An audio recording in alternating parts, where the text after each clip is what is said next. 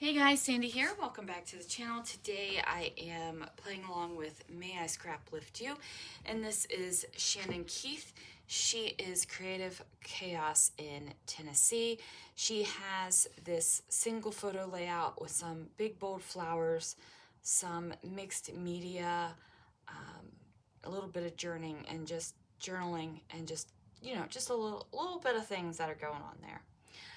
I am actually going to be scrapbooking two photos. This is at the winery Christopher and I went to last year here in Washington. I am going to be going ahead and using one of the backgrounds that I made from Sunday Night Mixed Media Backgrounds. It is definitely curvy, so I need to, make sure that that's good. This stuff doesn't bother me because it's going to go in an album, guys, and it's going to get flattened out. I just have to kind of figure out which direction I want it to go. I'm thinking this way and cutting down my photos. So I have my layout that I'm jacking. I have my never-ending kit. I have my photos. So let's see what I can do. Alright guys, so I'm going to start out by using my Tailored Expressions Anti-Static Powder Tool, and I am going to be placing this on the left-hand side of the layout, and that is because in Shannon's layout, she does have some hearts on this side of the page. Now I thought that this would be a good chance to use my tiny heart stencil from Scrapping Reflections. And what I've done is just gone ahead and taking that embossing pad and inked right through the stencil. And now I'm taking my Brutus Monroe Alabaster embossing powder and dumping it over top of the hearts. I'm going to dump it on a piece of paper and pour it back into the embossing powder bucket. I am testing how hot it is by using my hand with my heat embossing tool. Not the smartest thing to do, but you know, just like parents say to their children sometimes, do as I say and not as I do. That's what I'm doing to you guys. Don't do that. It's not safe.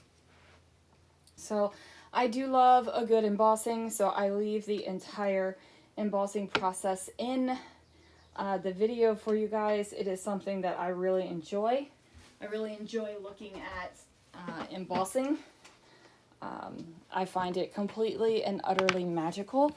I know that there's science behind it, and I know that you guys have heard me say this before, but I really truly believe it is magic, and I kind of love it. So there it is. I hope you enjoyed it as well.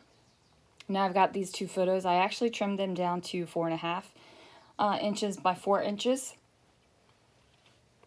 And that's because if I trimmed it down to 4 inches, I would have been cutting more of my husband's body than I really wanted to. So it is 4.5 inches. I'm going to put these photos right smack up next to each other on some khaki colored cardstock, just so that it has one photo mat. Now in Shannon's layout that I'm jacking, she does have one photo on one photo mat, but I am making it work for me. I also have the 6x6 paper in my stash. It is kind of a yellow to a pink ombre effect. I find it really pretty, and I'm going to place it behind the photo, except the paper isn't long enough, so I'm going to tear it and then place it using my grid lines on my mat, and I'm going to use that to make sure that that stays straight.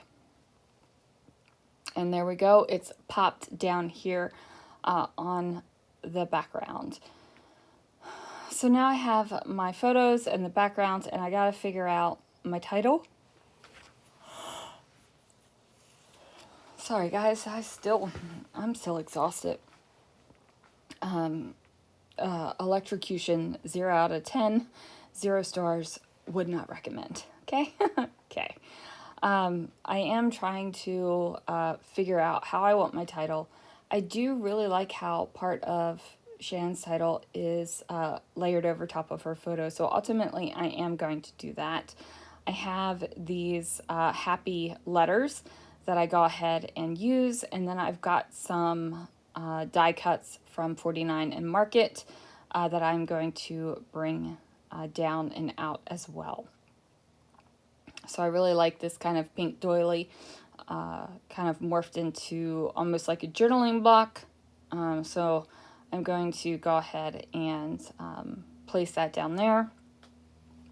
And in Shannon's layout, she's got a bunch of florals, and I am going to use florals as well. Now I feel like I'm speaking in slow motion, so you might want to speed this video up to 2 times the speed, and that way I might be speaking in my normal speed of voice. I'm telling you guys, it is a struggle to get words out right now. Okay, so I'm digging into my florals. Oh, sorry guys. And I originally, when I was looking at the layout that I'm jacking versus this one, I was thinking that I was actually going to go to my florals and pull out some actual florals. However, I am just using paper ones instead of, well, I guess my actual florals are paper ones too, but die cut paper ones are the ones that I'm going to use. And I do bring in that acetate fern leaf right there because I think that it is a good match for the look and feel that I want on this layout. So I am going to dig through the die cuts and find florals that I like and florals that kind of mesh inside my head with what the layout is looking like. Some of these florals I'm going to cut into multiple pieces so that I can use them on multiple places on the layout, which is a great way to stretch your floral die cuts when you only have one. I am definitely a tucker of the things, and cutting up your die cuts allows you to tuck them and camouflage the fact that you are using pieces of cut up florals instead of an entire die cut. Now, do I cut up the florals just for the sake of cutting up florals to make my florals kind of last longer? No, I don't. Just when I am working on it on a layout and I want to use that repeated floral or color over and over again on the same layout. So there is that. I also pulled out this yellow flower that's got this purpley blue kind of center to it, and that bad boy is going to get covered up because that purple color really isn't working for me for this layout. It clashes, even though I think it's a great color, and normally I would be okay with putting those two colors together. This time, not so much. But so that will be camouflaged with a die cut. This is a pre-printed kind of heart button die cut that has a pre-printed tie through it. Now, I did think about putting an actual twine through that floral button and tying it so it would be there. Oh, goodness, guys, I am sorry. Man, I haven't yawned this much in a video since I started doing scrapbooking videos and would fall asleep during them. Yeah, my body is just wiped out.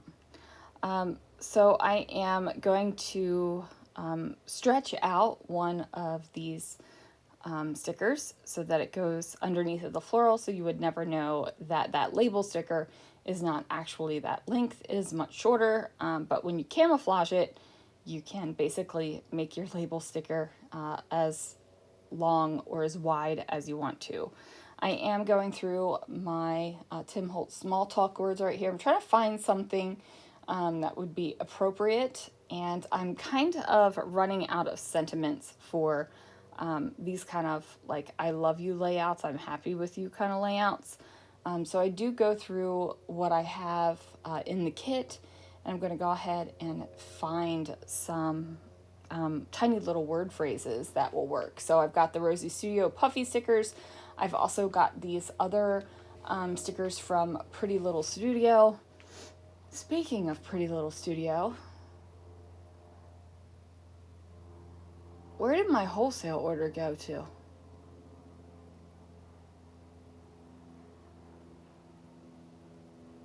My brain just sparked and I placed an order, but I haven't received it. I need to look into that.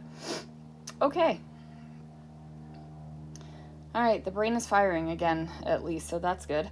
And then I've got these Rosie Studio hearts, and I'm going to use the pink ones and place them strategically about the page.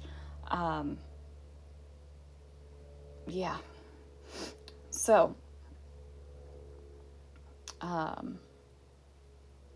my body is just feeling beat to crap right now, you guys, and yeah, still a little twitchy. But anyway, that is enough of that. And here we have some up close pictures of the layout. You can see where I added the gold splatter, and there is that pre-printed twine on that die cut, and there is my wonderful husband, and man, I love him so much. I called him and was like, I need you to come get me. I just electrocuted myself, and boom, he just left working and came get me and took me to the hospital. So I love him, and I'm celebrating him, and that's all I got to say about that. Thanks so much for watching, and I will see you guys again real soon for another video.